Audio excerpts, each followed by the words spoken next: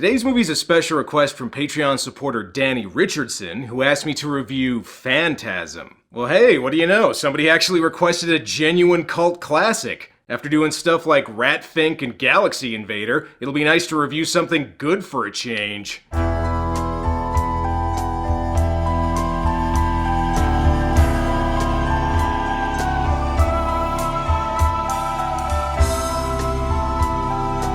Alright, this is one of those movies where if you're even a casual horror fan, you probably already know about it. But for those of you that don't, Phantasm is a 1979 horror film written, directed, and produced by Don Coscarelli. Although he may not be as famous as some other genre directors, Coscarelli's still a respected filmmaker in his own right, having made cult flicks like The Beastmaster, Bubba Hotep, and John Dies at the End, but this is the movie that he's best known for. Even if you've never seen Phantasm, you may still be familiar with some elements of the movie, even if you didn't know exactly where they were from until now.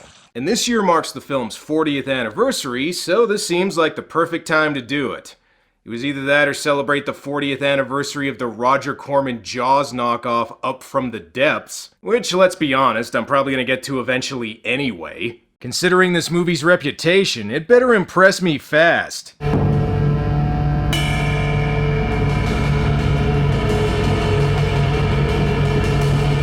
Alright, well, it may not be the Halloween theme, but the soundtrack's definitely setting the mood. Speaking of getting in the mood, we open on a cemetery where a woman is having sex with a roadie for Molly Hatchet. That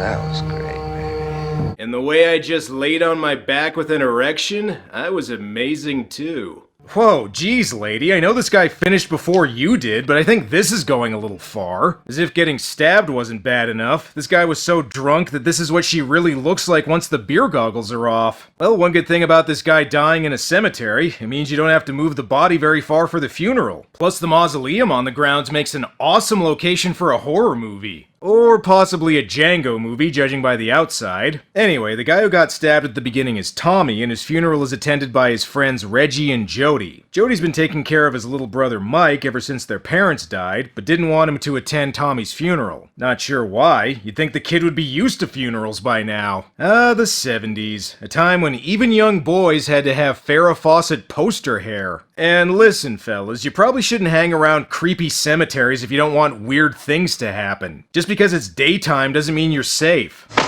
The funeral is about to begin, sir. Okay, I would call that a fake-out scare, but I think if that happened to me, I'd actually be scared. As if you couldn't tell, this is the movie's villain, known only as the Tall Man, and while he's not as popular as other horror movie icons like Jason Voorhees and Freddy Krueger, he should be. He's like the original Slender Man, except cooler because he can do this with his eyebrow. The Tall Man is played by actor Angus Scrimm, which already sounds like the name of a horror movie villain. Okay, so that's not actually his real name, but you don't hear anybody calling Alice Cooper Vincent Furnier, now do ya? Hopefully the ceremony doesn't last too long. After the funeral, Tommy's gotta be an extra in an Italian zombie movie. You know, I'm beginning to think there's something strange going on at this place.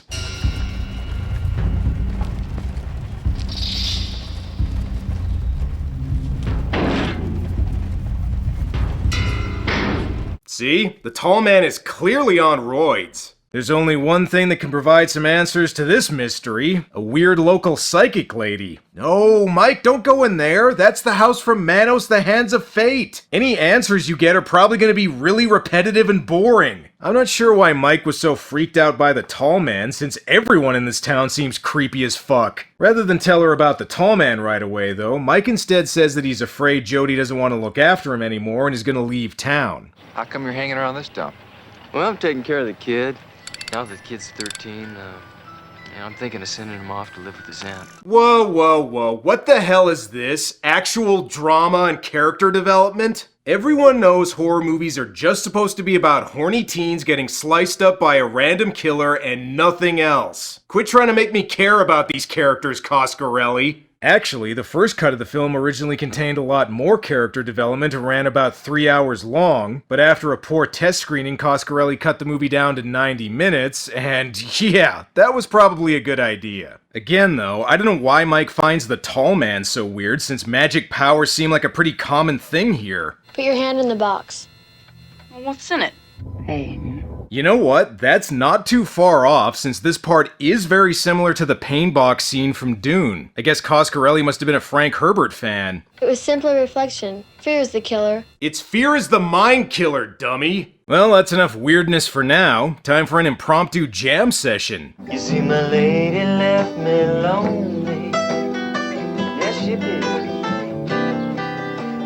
Baby left me blue. Free bird! Later on, Jody decides to hit up a local bar, because after Star Wars, every movie had to have a cantina scene. Thankfully, the patrons here are a lot better looking than the ones in Mos Eisley. Well, let's see. It's just right up the street.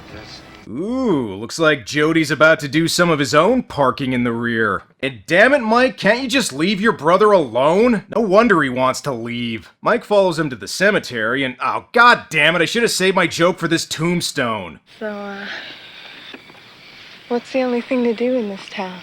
Banging graveyards, apparently. Dude, you own a muscle car, just fuck her in that. Oh, and bad news, Mike, I'm gonna have to censor the tits. Sorry. Also, I don't think you're alone. Huh, I guess that thing must have followed him from the cantina.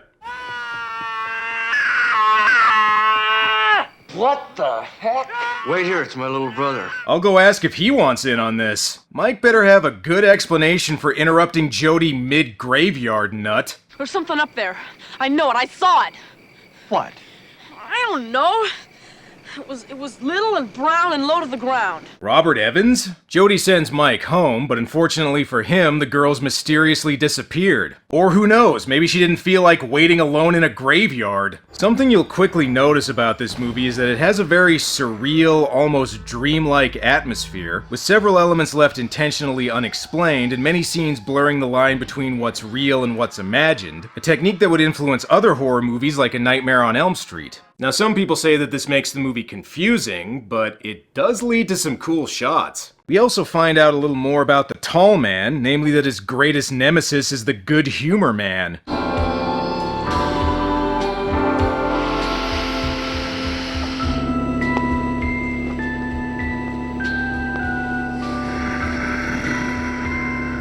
Either that or he gets high off ice cream fumes. Alright, admittedly there are a lot of things in the movie that don't make a ton of sense, but the atmosphere helps to make up for it. I mean, just listen to this soundtrack.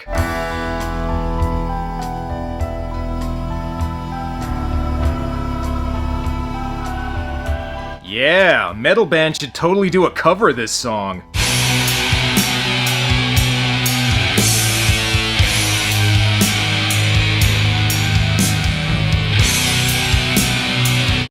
Okay, good to know. Okay, look, Mike, I get why you might think this, but just showing up at the graveyard doesn't mean you're gonna get laid. And don't get any ideas with the bodies, either. Mike decides to investigate the mortuary to try and find out more about the Tall Man. Oh, and remember when I mentioned Manos the Hands of Fate earlier?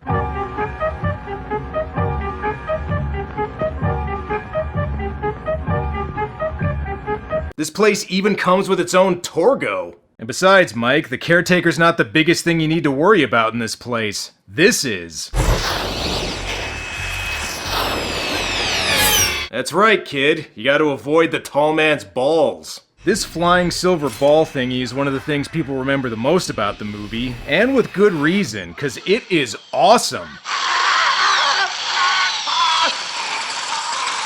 Yeah, now I think I know where the inspiration for one of my favorite Turok weapons came from. Oh, and they even show that people piss and shit themselves after they die. A lot of movies don't do that. While we're at it, I just want to point something else out. The budget for this movie was only $300,000, which even adjusted for inflation would only be a little over $1 million today, but Coscarelli manages to use that money pretty damn well here. And just to give you a comparison, Mortal Kombat Annihilation costs $30 million, which would be almost $50 million today.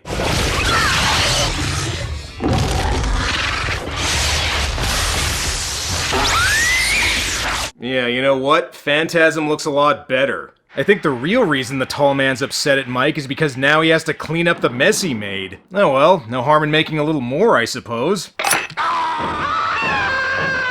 Ew, I think the tall man's fingers just pissed themselves. And forget about the finger, Mike, just get out of there. Mike manages to get away, and he's lucky he took the tall man's finger. If he can find a way to sell it, having a pet finger could be the next pet rock. On second thought, probably not. That's pretty gross. Oh, a living finger, huh? That's kind of weird, I guess. Anyway, why don't you tell me about the tall man? Well, I can't figure this thing out. But I do know one thing. Something weird is going on up there. You think? They decide to tell the sheriff about the finger, but there's just one small problem. That's right, somebody replaced the finger with one of Jeff Dunham's nightmares. And Reggie's not gonna be any help. He's so stoned he sees weird bugs all the time. Alright, I'll admit this is one part where the movie's low budget does show a little bit, but hey, the flying silver ball is still cool.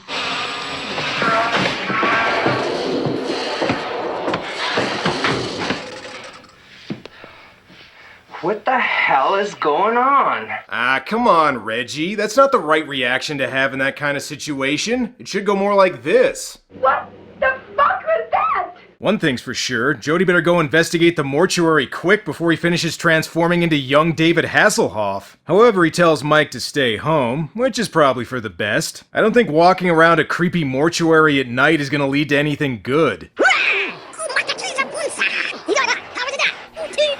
See? Told ya. God damn it, I said I don't want to buy any droids. Now get off me, will ya?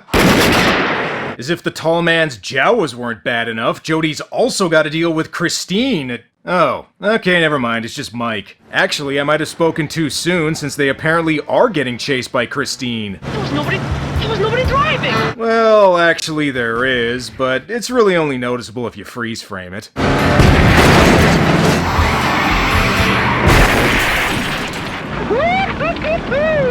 Okay, hang on, fellas. If the car's really dead, it'll piss motor oil. And at this point, we discover what Jawas really look like under their hoods. Tommy. At last, they discovered Tommy's terrible secret. He was really a dwarf standing on top of his twin brother in a pair of blue jeans this whole time. They put the dwarf's body in the back of Reggie's ice cream truck, and I just want to say, it is nice that this movie's focused more on creating a weird atmosphere instead of relying on cheap jump scares. Hey, you boys back yet? Alright, well, I guess nobody's perfect. Also, who the hell was that? They better think of a plan to deal with the tall man quick. I see it all now. What we gotta do is we gotta snag that tall dude and stomp the shit out of him, and we'll find out what the hell is going on up there. Okay, Reggie, I appreciate you trying, but would you mind doing a little less cocaine before we have these meetings? First part of the plan, they try to keep Mike safe by sending him to an even creepier place. Why do I get the feeling that somewhere in this antique shop there's a photo of Jack Torrance at the Overlook Hotel in the 1920s? Okay, so that's not in there. But this is.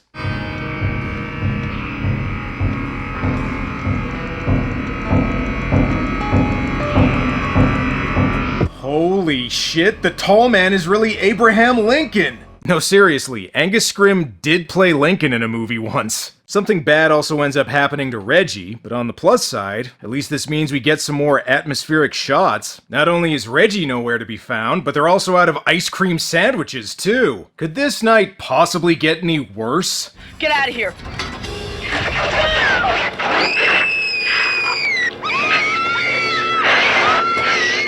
Don't you just hate it when you're in a car with two hot blondes and you get interrupted by demon munchkins?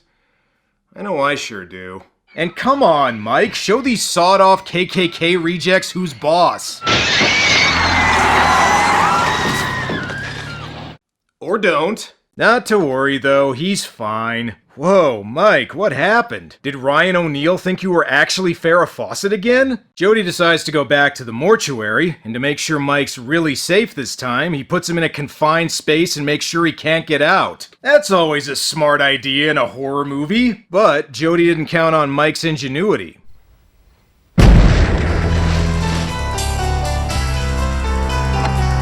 So remember back in the 70s when 13-year-olds could drive, drink, and keep shotgun shells in their room? That was nice, wasn't it? Alright, now that he's free, Mike can finally go help Jody. I've been waiting for you. Wow, good thing you managed to get out of your room, Mike. You're a big help. Jeez, how the hell is Mike gonna get out of this? Wait, you had a gun this whole time? Why didn't you just shoot the tall man in the face earlier? Oh well, I guess he doesn't need to.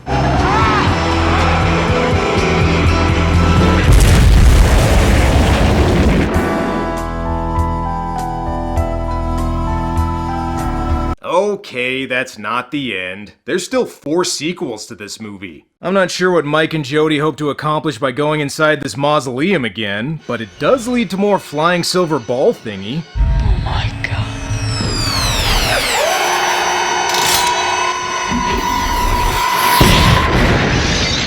Oh god damn it, Jody, you just shot the coolest thing in the movie! Oh well, at least Reggie ain't dead. How'd he survive, anyway? Hey, man, I don't know. I've been hiding in a casket playing like a stiff. Okay, good enough for me. Now at this point you might be asking, what in the hell is going on? Well, here's where things get weird. Or weirder. They discover that the tall man is reanimating bodies from the cemetery, then shrinking them down to dwarf size so that he can use them as slave labor on another planet. And I know I've been comparing the dwarves to Jawas this whole time, but I actually wouldn't be surprised if a sandcrawler showed up in this scene. They're using them for slaves. The dwarves. And they gotta crush them because of the gravity. My God, the tall man doesn't even want to pay minimum wage! The fiend! The whole explanation about the tall man reanimating dead bodies to use as slave labor on another planet still doesn't really explain a whole lot of what's going on in the movie, but the sheer weirdness of the plot shows how a filmmaker can overcome a low budget with some cool ideas and a unique atmosphere rather than just relying on a bunch of flashy effects. That is unless, of course, you're Tim Pauline of the Monthly Film Bulletin, who called Phantasm a dilapidated Z movie. Oh, Tim, if you'd only seen some of the movies I've seen, you would know that this is way higher on the alphabet than a Z movie. Seriously, go give Things a watch and then get back to me about how this is a Z movie. Reggie, unfortunately, can't resist touching the machine that sends people to the tall man's planet and causes it to go haywire, which really messes up his hair. And why does everyone try to hook up in this cemetery? It never goes well. Oh no, Reggie, you can't die! Seriously, he's in all the sequels. He literally can't die here. Well, that does it. They definitely need to find a way to get rid of the tall man. There's an old mine shaft way down by the end of Singer's Creek. 1,000 feet straight down. No, don't do that. You'll just find another horror movie down there. So the plan is to lead the tall man to the mine shaft and try to trick him into falling in. They could also try just shooting the tall man in the face, but, you know, whatever works. I also don't think leaving Mike home alone again is a good idea. Jody really needs to just take Mike with him next time. Or at least get a babysitter. Let's see, somebody getting blown by a guy in a bear costume. Okay, nothing weird there. Where the hell is that tall bastard? Hey, there he is. Things may look bad, but at this point Mike finally remembers what the psychic woman told him at the beginning.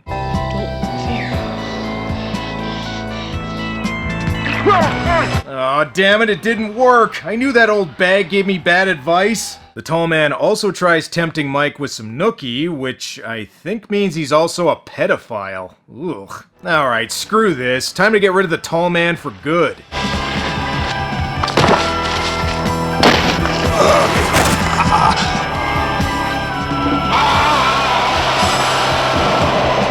Falling to his death. The tall man's one weakness. Even though it seems like everything's been wrapped up, that doesn't prepare you for the movie's twist ending. Hey, you had a dream.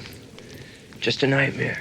Mike, that tall man of yours did not take Jody away. Jody died in a car wreck. That's right. Turns out the whole thing was just a nightmare of Mike's, and Jody really died along with Mike's parents. You know, this is actually a really daring ending for a horror film because it shows that what's really scary to people isn't stuff like monsters or demons, but rather the pain of losing a loved one, and how if you aren't able to cope with it properly and don't have a strong support network of people to rely on, it can sometimes negatively affect you for the rest of your life.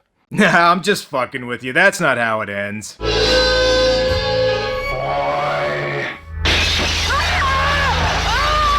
Yeah, that's right. Don't fuck with the tall man, kid. Oh, and I wasn't joking about this influencing Nightmare on Elm Street, because there is no way Wes Craven wasn't a fan of this movie. Although it wasn't quite a blockbuster success like the first Halloween film, Phantasm was still extremely profitable, making around 40 times its budget back. Critics, however, were less impressed, giving the movie mostly mixed to negative reviews, with many complaining that it didn't make any sense. Wow, mainstream critics in the 70s didn't like a horror movie?